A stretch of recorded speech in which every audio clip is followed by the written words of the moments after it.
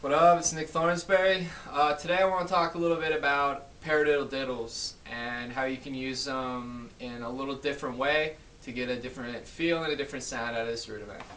It's one of my favorite rudiments, and it goes like this. Right, left, right, right, left, left, right, left, right, right, left, left. Now, when most people play this, they like to accent on one because that's actually how the rudiment is written. And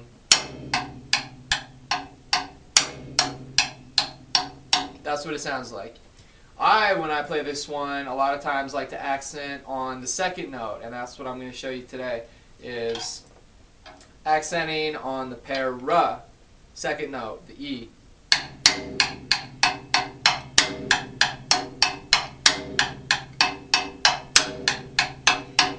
And doing that gives a whole different feel to this rudiment because it just sounds a little different, gives it a whole different shape, and it's a lot of fun.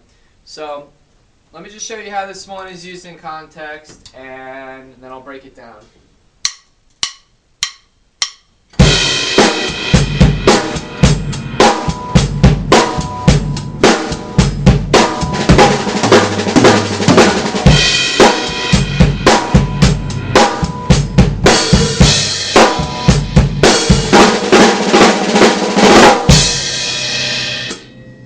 Alright, so the first time you hear me play that rudiment, I did like a triplet feel because Paradiddle-Diddles are groups of 6, and so it's really easy to make them into a triplet type feel because you can just split it down into like 6 notes, 2 groups of 3 triplets, right?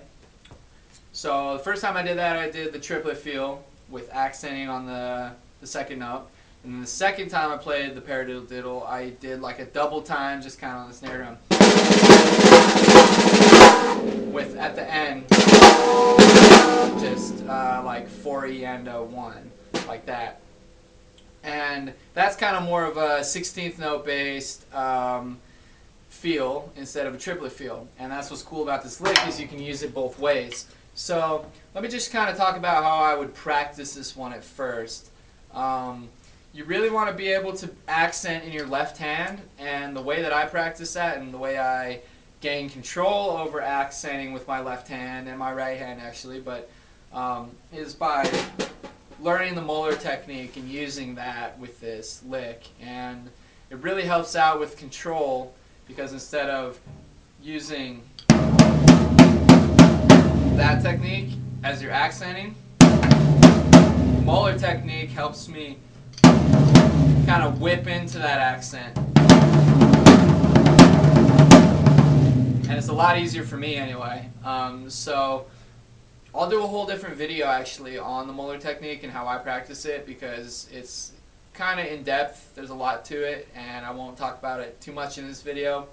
But I will say that when I was learning these Paradiddle-Diddles accenting on the second note, I would practice just doing this.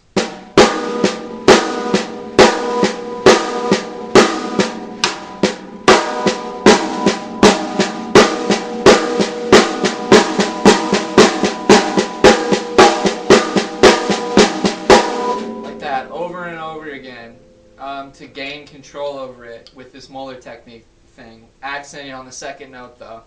And I will tell you that it does not happen overnight. It took me forever to get my left hand to work properly, and I still have to work on it all the time. So if you are having a little trouble with that, don't get discouraged. So the 2 components I think to the Paradiddle-Diddle lick that I'm showing you is a good double stroke roll, which is just right, right, left, left.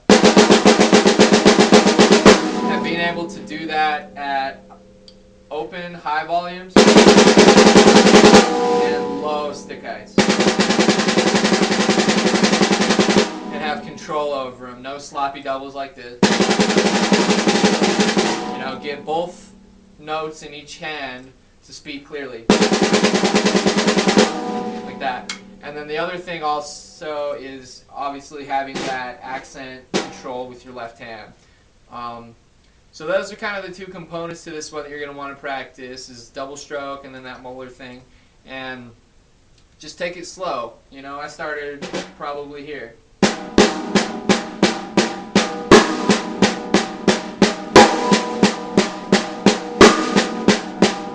Like that, and then gradually, just with my metronome, worked my way up.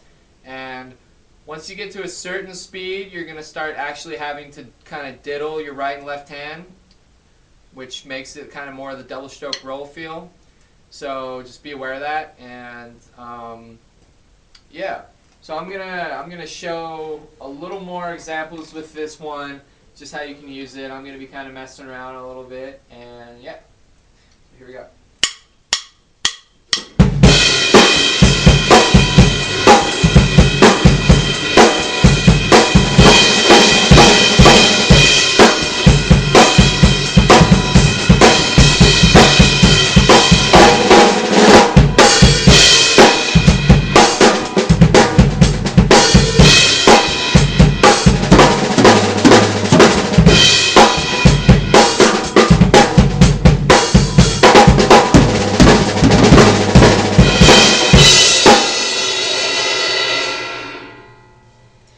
Cool. So, yeah, have fun with this lick. I'm going to do a whole other video on adding kind of the bass drum in and some other variations of this lick as well. So be on the lookout for that. And if you have any questions, feel free